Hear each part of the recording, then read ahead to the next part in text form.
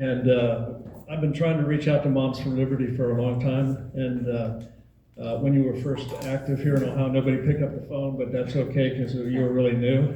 But I think Darby introduced you to us, right? So I'm glad that you could come today. We had somebody from out in Southern California at our last conference from, her name was Leslie Sawyer. Yes, I know Leslie very well. Do you? Yeah, she spoke there. Yeah, good. So thank you very much for coming. Hilary is a mom of two, a fearless parental rights advocate, and an unapologetic voice for families fighting to take back America's classrooms.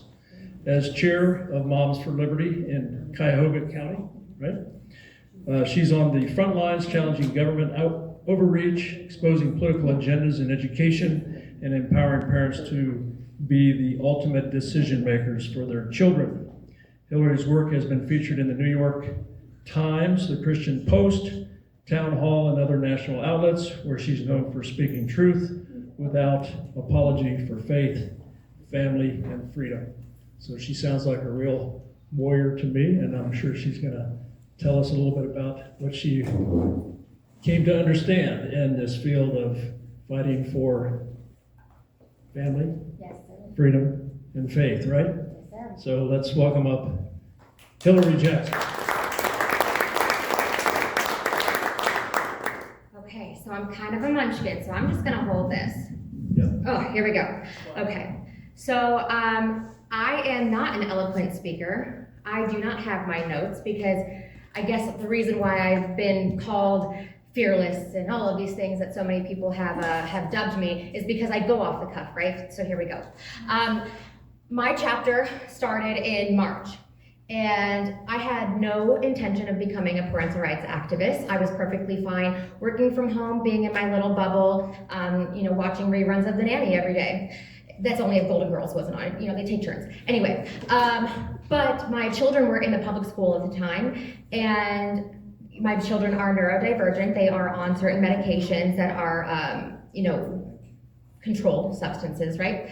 And come to find out, there was a health aide at their elementary school that was stealing the Adderall for the kids that needed it and was giving the children her Lexapro instead. If you're not familiar with what Lexapro is, it's an SSRI, antidepressant, that is not recommended for children under the age of 12.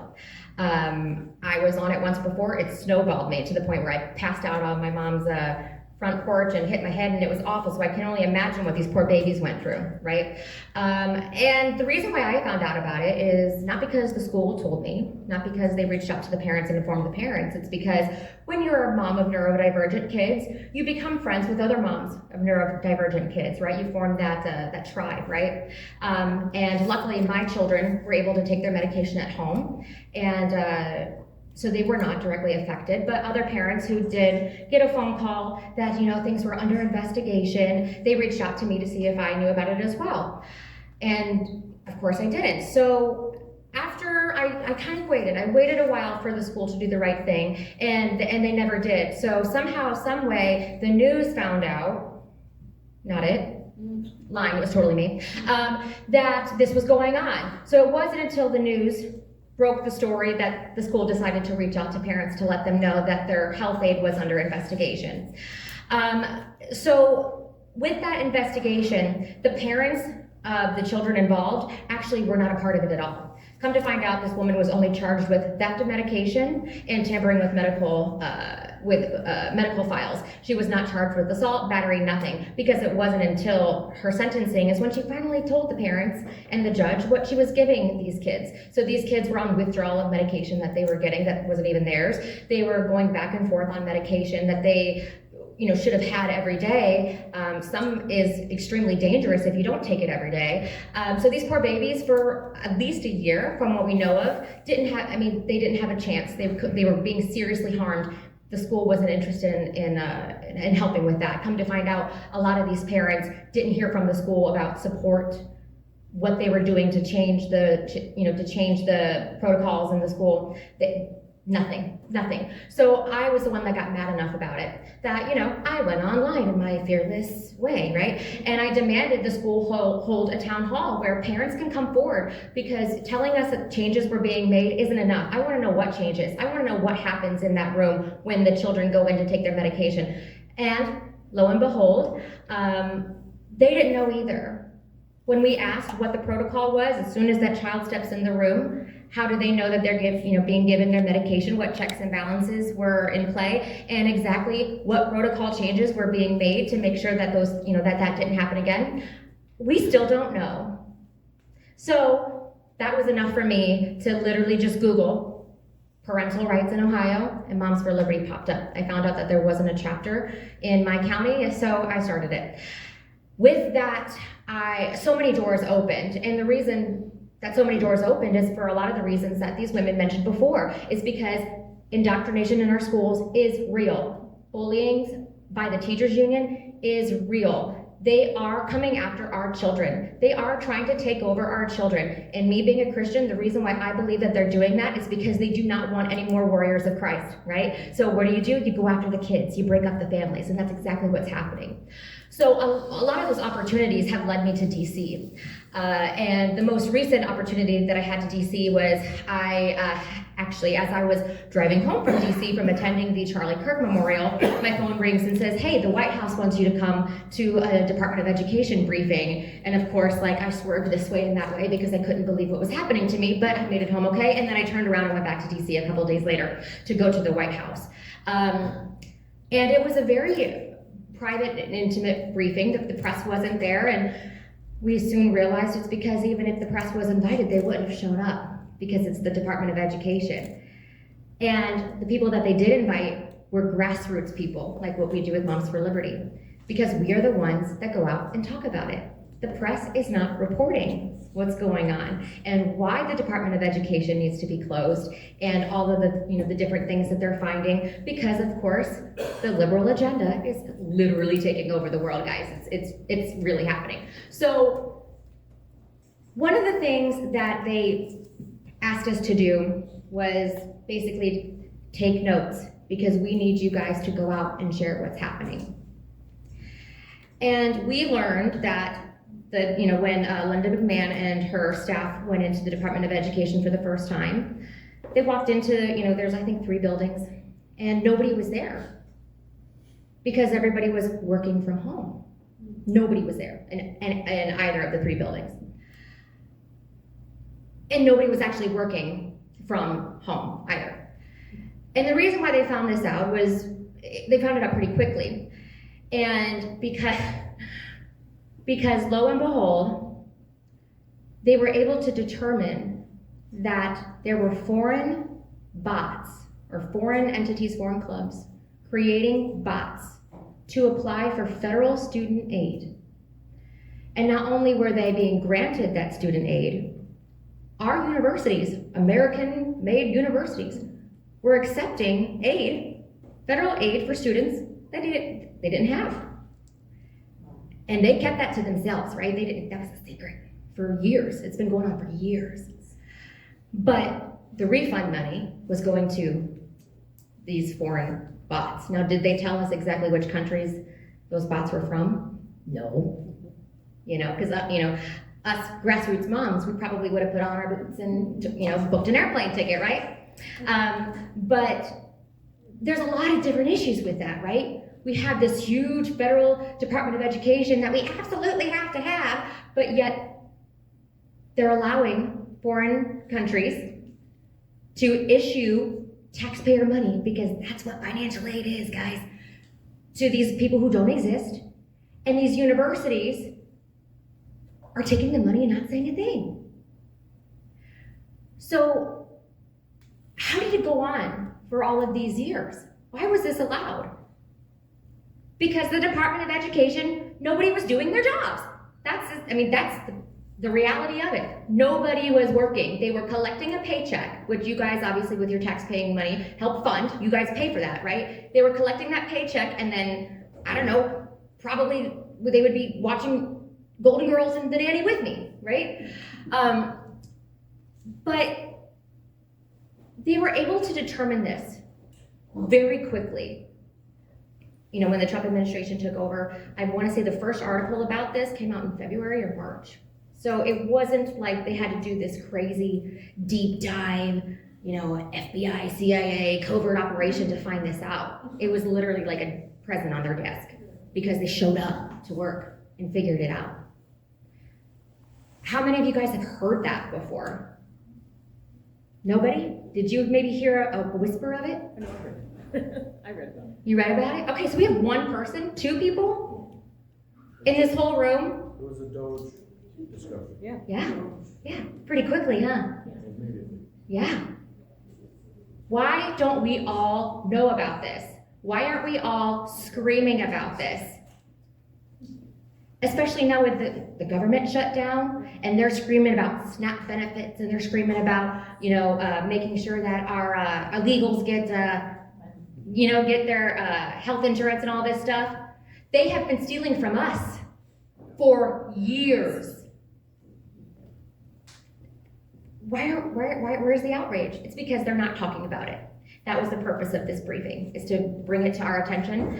And Townhall ended up reaching out to me after a podcast I did, and I shared that article on Townhall, and I have a pretty decent following on social media, but I'll tell you what, when I shared that Townhall article, and I even put all the clickbait on it, nada. So I need you guys, I need your help.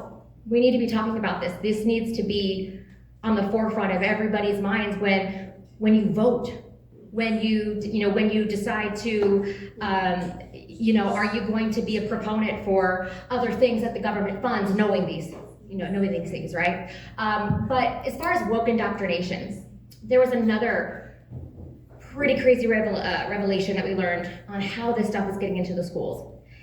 100%, it is the unions. It is the unions. I have screenshots that was sent to me by a friend of mine of the contracts and the agenda from a summit that the NEA had this past summer, and nothing had anything to do with education.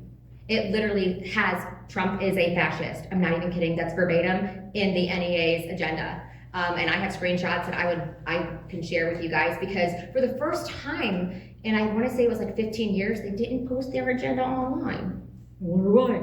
Well, I have the screenshots, so I will post it, and I would encourage you guys to do the same. But another way that this ideology is getting into the classrooms is through grants. So, one thing that the Department of Education realized very quickly is that these grants that were coming to the Department of Education, that was obviously going out to schools that were applying for it, nobody was looking at the grants. These grants were full of quid pro quos, you guys. Put this in your curriculum, read this book, do this, teach that, and we will give you X amount of dollars. But in addition to that, nobody was reviewing the schools that were applying for them. So one of the most egregious things that we learned was there was a school in Chicago. Now, do any of you guys remember what came out about Chicago not too long ago? Nobody can read. It was 0% proficiency in math. 0, okay? So there was a school in Chicago that was applying for a grant. And this was a grant for if they had a large Native American population. Now, I've been to Chicago, guys. I don't know any Native Americans in Chicago. I didn't realize that Chicago was a big Native American, place, because it's not. This school was lying on their grant application, and they were counting their Middle Eastern students as Native Americans so that they would get this grant money. And that went on for years. So we have grants with quid pro quos, we have schools lying in order to get the grant money, and we have a Department of Education just sending the check. They were not doing their job. That is what it comes down to. So what needs to happen now? Now we need to kind of justify and help help Linda McMahon and the Trump administration out, right? nobody's gonna be losing their funding. If anything, they're probably gonna be getting more funding because it's not gonna go into the DC washing machine, right? Where you throw the money in and then the socks go missing and then whatever's left is what the schools get, right? No, it's gonna go back to the states. And the things that need to be handled at the federal level are going to be redistributed mostly to the Department of Labor and Workforce, but also to the Department of Human and Health Resources, right? So they did explain that to us. They did explain that these things are going to take time. And the reason why it's taking time is because they care for the first time. We have an administration that cares, where everything is going to be done absolutely perfectly. Every I is going to be dotted, every T is going to be crossed. The states are going to be given what they need so that when we do take this to Congress and it does go to the states, that the states are set up for success. And one of those things is that each state should have a committee for parental rights, right? So whoever's talking to Vivek, let them know that I volunteer as tribute to be a part of that. That way, when we have, this committee going over, grants and things like that, there's common sense people, conservative common sense people reviewing these things. We're hoping, what they said is the hope is that this will be done before the end of Trump's term, right? But it's not going to be tomorrow. It's going to take a while. But what's pushing it even further is shutdowns, okay? So, at this point, I'm going to encourage everybody to pray over the Trump administration, pray over our Senate, pray over Chuck Schumer, because Lord knows he's got a bug in his brain, and he's got splinters in the windmills of his mind, is what I like to say. And we need to really, we need to get our government open so that we can further this agenda. So thank you.